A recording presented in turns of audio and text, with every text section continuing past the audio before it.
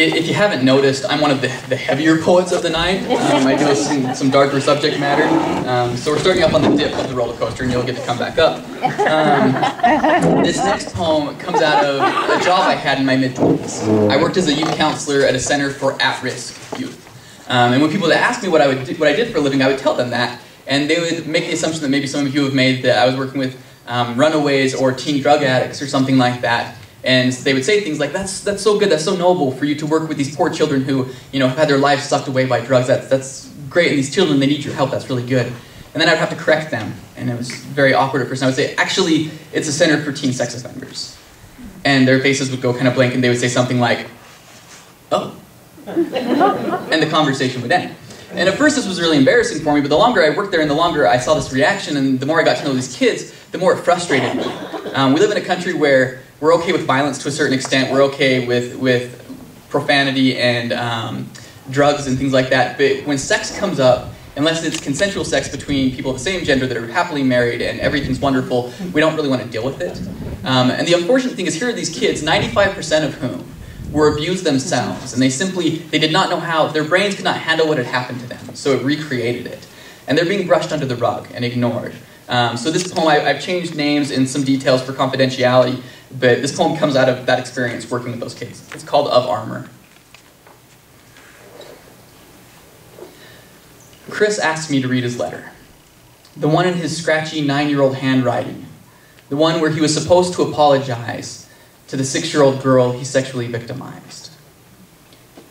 I'm sorry about what I did to you under the slide of the park, that I made you take off your clothes and watch me touch myself. The tiny lettering feels out of place with the subject matter, and I'm left facing the same questions this job poses every day. How do I explain and define empathy to a child whose mind can't keep up with the hormones the neighbor down the street awoke in him too early when he invited him to play games in the basement? How do I expect a mind more suited to fantasies of armor-clad heroes fending off fire-breathing dragons as they clamor around the castle gates to understand the depth of damage some games have? He knows you don't hit because it hurts. Bruises rising in testament to the cause and effect of this scenario. But when I try and explain that sometimes the worst bruises don't show up on skin, he looks at me lost in the details of trying to grasp these less tangible parts of reality. It's the same look I see on his face when after their weekly visit, his mother hesitates to hug him. How do you rebuild a sense of reality that never had time to take shape? There are days that I want to hug Chris.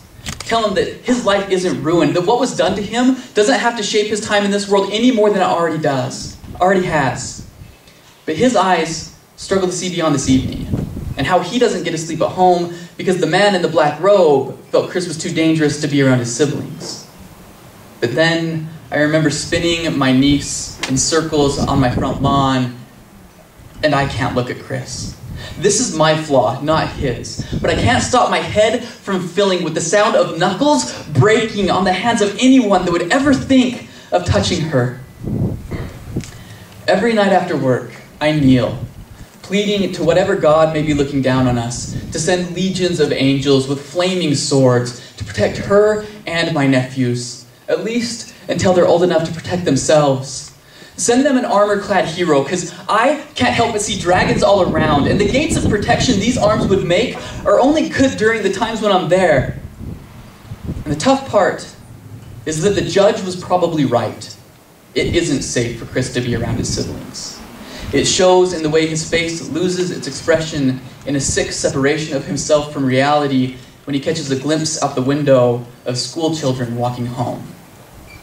Now, this separation helped him survive that neighbor's basement, but it's also the force behind the knife that cut into the virtue of his victims, hormones, and hands that were never entirely his.